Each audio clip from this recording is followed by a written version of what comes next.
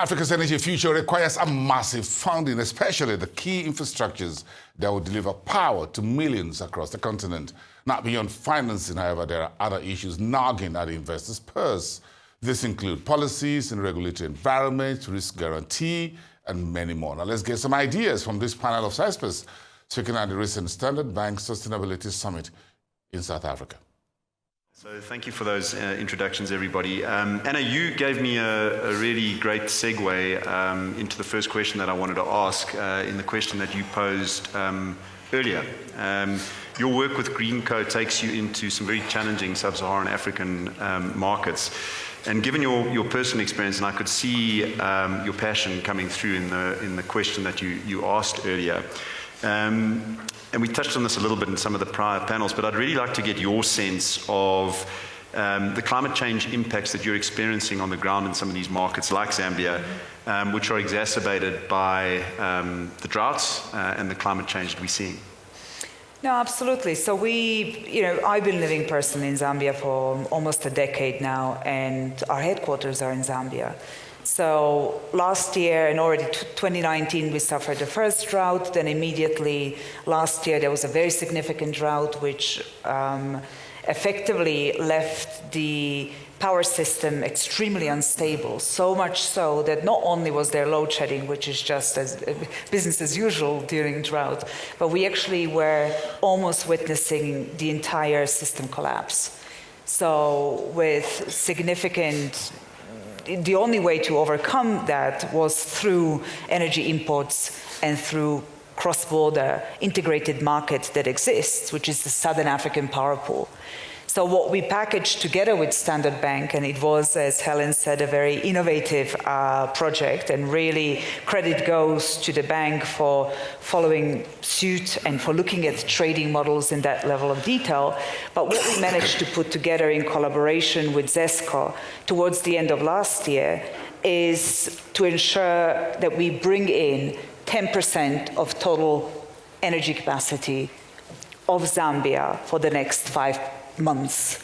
And that not only left the grid stable, but also facilitated the ability for some of the increased mining output and agricultural output to continue, them being the key ingredients for GDP overall growth of the country. So notwithstanding IMF's significant projection on decrease of GDP growth in Zambia in June 2024, last year from 5.8% to 2.4%, actually the GDP growth reached 5.9%, almost 6% this year.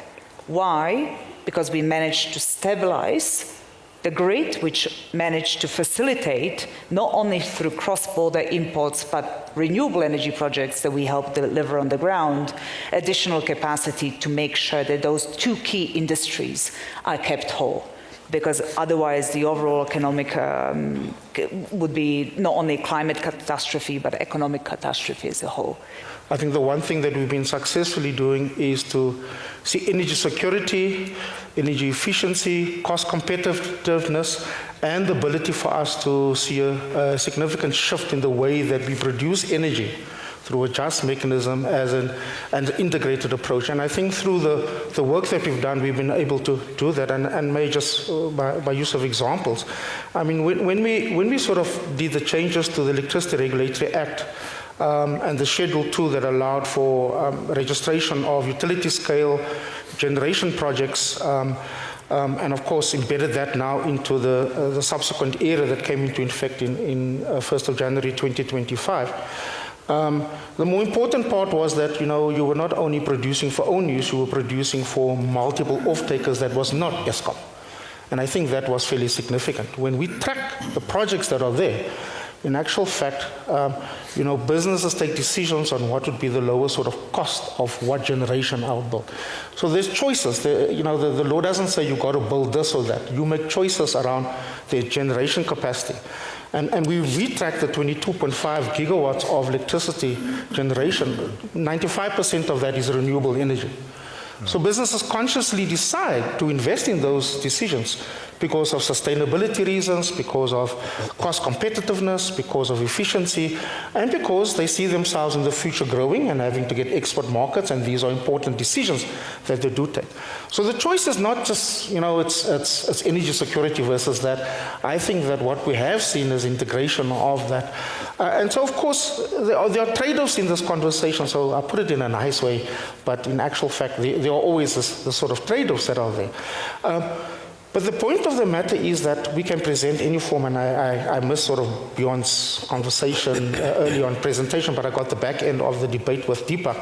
I mean, we can present any form of data. The fact is that we are, per capita, one of the highest carbon emitters. And therefore, we can make choices around how we produce energy very differently.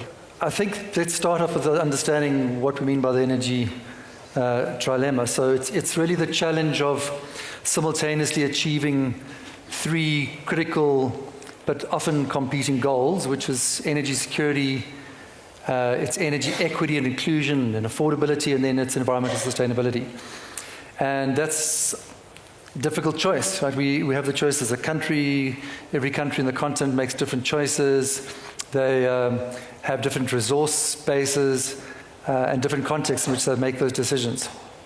But I think for us, living in the trenches for doing this for the last 20 years, we're actually seeing a shape shift away from that trilemma, actually to more of what I'd like to say, a reinforcing convergence of those factors. And that's driven largely by the new technologies and business models that we see, as part of the sort of green climate revolution.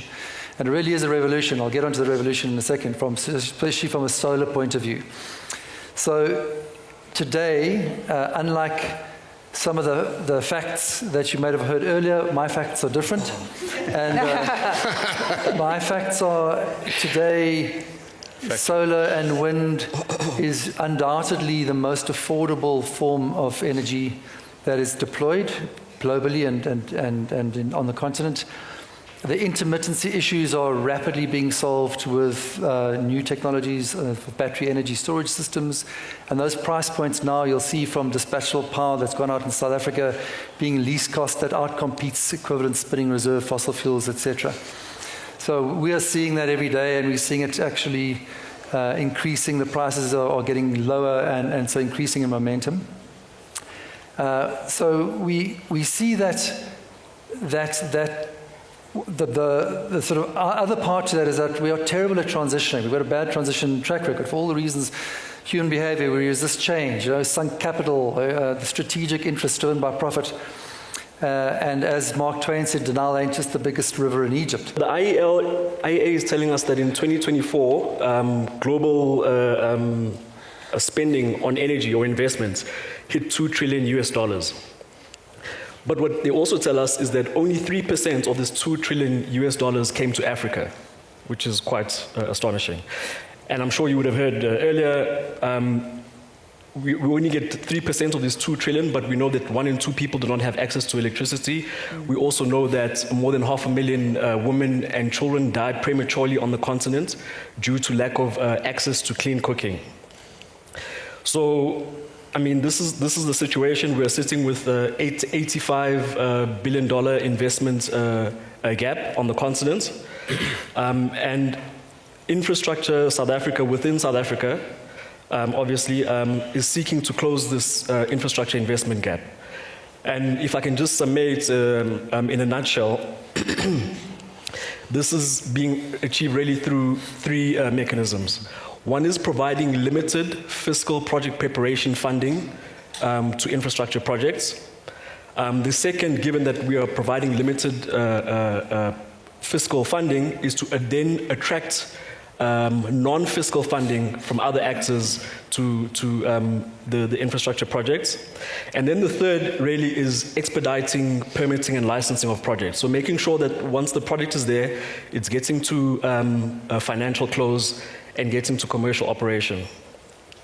So just to touch briefly in terms of the project preparation methodology which we utilize. So we have adopted and locally adapted the 5-case model from the Infrastructure and Projects Authority in the UK. And really, this is how you get a project from the planning phases up through to bankability. And essentially, this 5-case model has got 5 key components. One is the strategic case. So it's really the case for change or the rationale. Why should this project exist? It's the economic case. It's the commercial case, which is really speaking to, can you strike a credible commercial deal? Can you put the contracts in place to make this project to happen? It is the financial case, as well as the management case, which is really speaking to, do you have the requisite institutional capacity and capability to be able to deliver the project?